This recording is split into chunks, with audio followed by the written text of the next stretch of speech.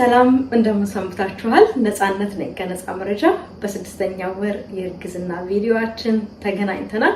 6 ወሬን ጨርሼ የመጣሁት አሁን ላይ 7 ወር ጀምሬያለሁኝ። 6 ወር ከሳምንት አካባቢ ነው ያለሁት። እኔ ጋር ያለፈው 6 ወር ግን እንዴት አልፏል፣ እንዴት ነበረ፣ ምን አዲስ የተለየ ነገር ነበር የሚለውን በዚህ ቪዲዮ ላይ የማደርሳችሁ ነው የሚሆነው። ይህ መረጃ ለብዙዎች ተደራሽ እንዲሆን አጋሩልኝ። ለቻናሌ አዲስ ከሆናችሁ ደግሞ ቻናሌን ሰብስክራይብ ማድረግ አትርሱ። ላይክ አድርጉ። የተሰማችሁ ሀሳብ አስተያየት ካለ ኮሜንት ላይ ልታጋሩኝ ትችላላችሁ። በቀጥታ ወደ ቪዲዮአችን እናልፋለን። አብራችሁን ቆዩ።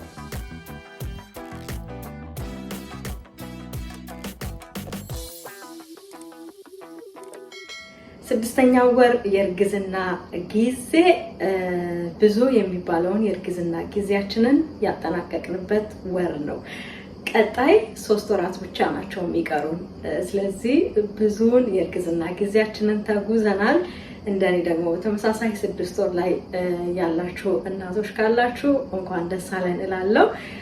በጣም ትንሽ ጊዜ ነው ከዚህ በኋላ የሚቀረን። ቀሪ 3 ወራችንንም ደግሞ አብረን አሁንም በጥሩ መንፈስ የምንጓዝ ነው የሚሆነው። እኔ ጋር የ6 ወር እንግዲህ ጥሩ ነበር ያሳለፍኩት። የተሻለ ኃይል ያገኘሁበት ብዙ ነገሮችን ማድረግ የጀመርኩበት ወር ነበረ። እንደ ምሳሌ የተለያዩ የሰራኋቸውን ከመጀመሪያው ጀምሮ ያዘጋጀሁላቸውን ቪዲዮዎች ኤዲት አድርጌ ወደ እናንተ ያደረስኩበት ወር ነበር። ለዚህም ነው የተሻለ ኃይል ነበረኝ ያልኩት። ስለዚህ ቶሎ ከስር እነዚህ ቪዲዮዎች አዘጋጅቼ ወደ እናንተ ያደረስኩት በዚህ ወር ላይ ጥሩ ነገር ስለነበረኝ ነው። ይህ ነገር ነበር። እንደዚሁም የተሻለ ኃይል ያገኘሁበት ወርም ስለነበረ ትንሽ አጠር ያለች ቫኬሽን ነበረኝ።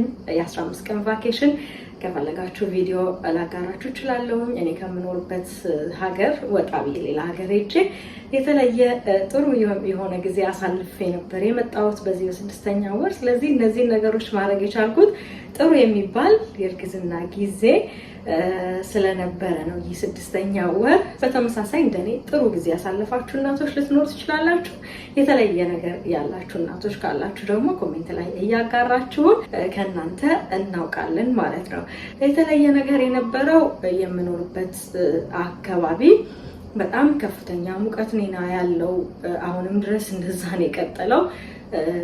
የተለያዩ የዜና ምንጮችን ሰምታችሁ ሊሆን ይችላል።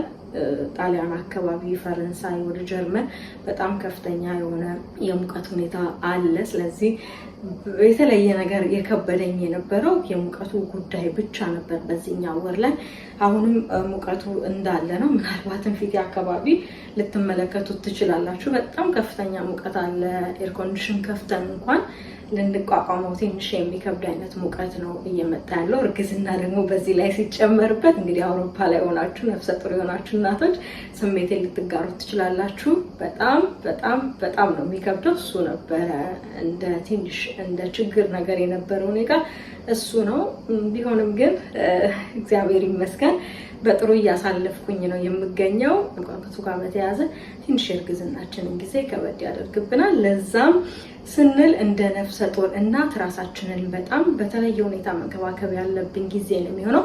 በተለይ በቂ የሆነ ፈሳሽ ማግኘት እንደዚህ አይነት የአየር ሁኔታ ሲያጋጥመን መርሳት የሌለብን ጉዳይ ነው። ስለዚህ በተለያዩ የአውሮፓ ሀገራት ላይ ሆናችሁ ከፍተኛ የሙቀት መጠን ላይ የምትገኙ ነፍሰ ጡር እናቶች ካላችሁ ራሳችሁን በቂ ፈሳሽ በማግኘት መንከባከባችሁን አትርሱ። ሀባብ መመገብ፣ ኩከምበር፣ ውሃ አዘል የሆኑ ፍራፍሬዎችን በመመገብ ጭምር ውሃ ከመጠጣት ውጪ ራሳችሁን ዲሃይድሬት እያደረጋችሁ የሰውነታችሁን የፈሳሽ መጠን በይበልጥ የተቆጣጠራችሁ መሄድ የሚገባችሁ ጊዜ ነው የሚሆነው። እኔ እንግዲህ እንደ እናት ተሞክሮ ነው የሚመስለው ሙቀቱን ለመቋቋም በቂ ፈሳሽ ማግኘትና ኃይል ለመሰብሰብ ያግዞኛል። ስለዚህ እናንተም በተመሳሳይ ያንን እንድታደርጉ መክራለሁኝ። እንግዲህ ወደ አሳለፍኩት ነገር ስመጣላችሁ በዚህ ወር ላይ እኔ ጋር የተለየ የምለው የነበረው ምልክት የመጣው እግር ስንዘረጋው የለም ለሌላ ላይ ተኝተን የእግር መሸምቀቅ ነው። ላይ እግሬን ተኝቼ ታጥፎ ለመዘርጋት ስል በጣም የመሸምቀቅና እስከ ማስጨው ድረስ የማድረግ ቅጽበታዊ የሆነ የቁርጥማት አይነት ስሜት መሰማት ነበረ። እሱ የተለየ ምልክት ነበር የነበረኝ። ሌላው አሁንም በቃ 6ኛው ወር ላይ በጣም የጨመረውና የባሰው ምልክት የኔ ጋር እኔ በጣም እየረሳው ነው። ብዙ ነገር ነው የምረሳው። በቃ በጣም እረሳለሁ። ሙቀቱም ተጨምሮበት ሊሆን ይችላል፣ አላቅም። እንደኔ ያጋጠማችሁ እናቶች ካላችሁ ልታጋሩኝ ትችላላችሁ። የመርሳት ችግር ከሆርሞን መዛባት ጋር ተያይዞ ነው ይላሉ የጤና ባለሙያዎች፣ ግን አላቅም። እኔ ጋር በተለየ ሁኔታ እየጨመረ የመጣ ምልክት ነበረ። ሌላው ከጽንሱ እድገት ጋር በተያያዘ የወገብ ህመም በተወሰነም ቢሆን አሁንም አለ።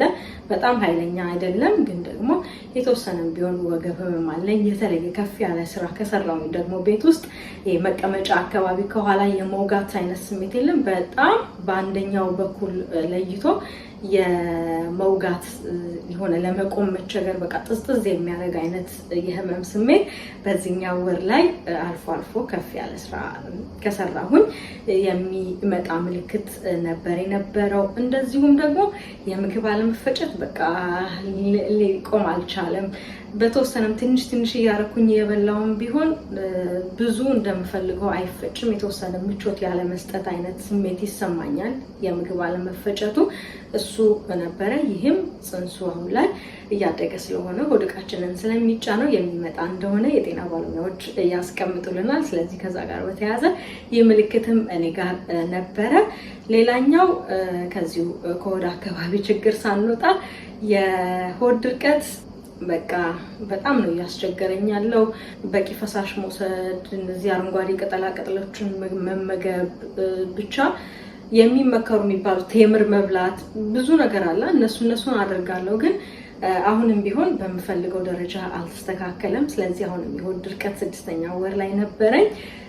ከዛ ግን ያው ከፍ ሲል ሐኪማችሁን በማማከር የምትወስዱት መድኃኒት አለ። እሱን ወስዳችሁ የተወሰነም ቢሆን ይስተካከላል። እሱን አድርጌ ነበር እኔ። እሱ የተሻለ መፍትሄ ሰጥቶኛል። እንደውም ሌላው ነገር ለመተንፈስ መቸገር ነው። በቋሚነት ሁሉንም ሰዓት ባይሆንም የተወሰነ ሰዓት ላይ በቃ ምቾት አለመሰማት ስሜት የሚነሳ ለመተንፈስ መቸገር አይነት ስሜት ይመጣል። ግን ደግሞ እሱም ያው ከጽንሱ እድገት ጋር በተያያዘ እንደሆነ የጤና ባለሙያዎች ያስቀምጣሉ። ሳምባችንን የመጫን ነገር፣ የመተንፈሻ አካላችንን የመጫን ነገር ስለሚኖረው ጽንሱ ትንፋሻችን የመቆራረጥና ትንሽ ለመተንፈስ መቸገር የሚያጋጥመን ምልክት ነው። ስለዚህ ከዛ ጋር በተያያዘ እኔ ጋርም እሱ ምልክት ነበረ።